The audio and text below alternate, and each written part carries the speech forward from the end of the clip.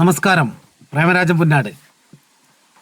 അപ്പോൾ നമ്മുടെ UDF സർക്കാരിൻ്റെ ആദ്യത്തെ പരാജയപ്പെട്ട പാളിപ്പോയ ഒരു പദ്ധതിയാണ് പ്രിയദർശിനി.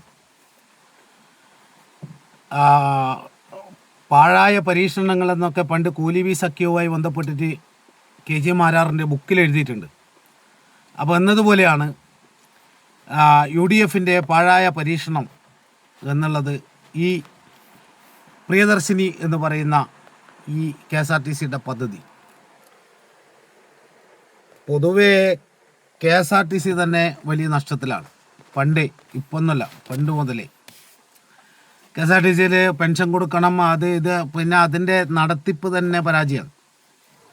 KSRTCയുടെ അതിൻ്റെ സിസ്റ്റം അത് ഞാൻ പറയാം. അപ്പോൾ ഈ പ്രിയദർശിനി എന്ന് പറയുന്ന സൗജന്യ യാത്ര എനിക്ക് തോന്നുന്നു, എൻ്റെ അഭിപ്രായത്തിൽ ഒന്നും ചിന്തിക്കാതെ രാഹുൽ ഗാന്ധി അങ്ങ് പ്രഖ്യാപിച്ചു. അതിനെ ഏറ്റുപിടിച്ചുകൊണ്ട് എല്ലാ നേതാക്കന്മാരും അത് ഏറ്റുപിടിച്ചു. ഇത് പറഞ്ഞു പോയി, പ്രഖ്യാപിച്ചും പോയി. പ്രാവർത്തികമാക്കാതിരുന്നാൽ നാണക്കേടാകും എന്നുള്ളത് കൊണ്ട് അത് ഇപ്പോൾ നമ്മുടെ നാട്ടിൽ മുമ്പൊക്കെ പറയുന്നത് പോലെ കയച്ചിട്ട് ഇറക്കാനും പറ്റില്ല, മതിർത്തിട്ട് തുപ്പാനും പറ്റില്ല എന്നുള്ള നിലയിൽ കൊണ്ടുപോവുകയാണ്.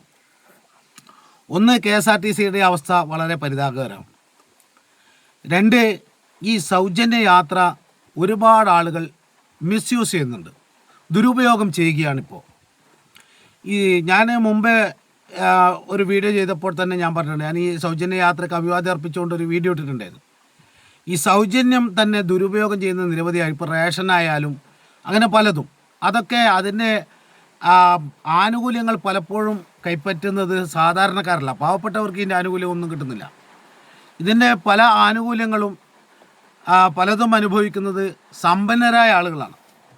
അപ്പോൾ കഴിഞ്ഞ ദിവസം ഞാൻ കണ്ണൂർ പോയപ്പോൾ വൈകുന്നേരം 5 മണിക്ക് ശേഷം KSRTCയിൽ നല്ല തിരക്ക്.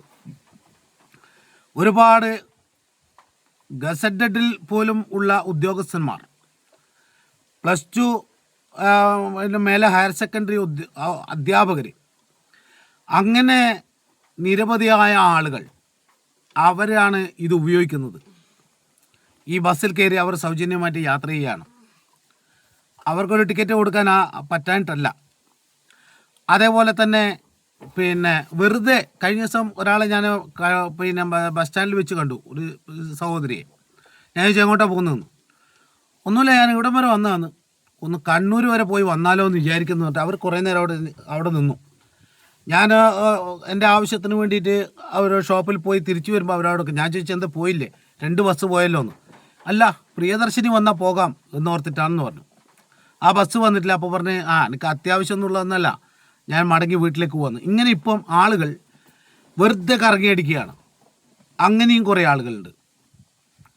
പ്രിയദർശിനി AKG എന്നൊക്കെ പറഞ്ഞു കഴിഞ്ഞാൽ അവരുടെ മഹത്വം എന്താ പറയുക, അവരുടേതായ പ്രവർത്തനങ്ങളിൽ പേര് പ്രശസ്തി ആർജിച്ച, ബഹുമാനം ആർജിച്ച ആളുകളാണ്. അവരുടെ പേരിനെ മോശം വരുത്തുന്ന രീതിയിൽ ഓരോ പദ്ധതികളും ഓരോ സ്ഥാപനങ്ങളും കൊണ്ടുവന്നാൽ അത് അവരെ പേരിനെയാണ് കളങ്കപ്പെടുത്തുന്നത്.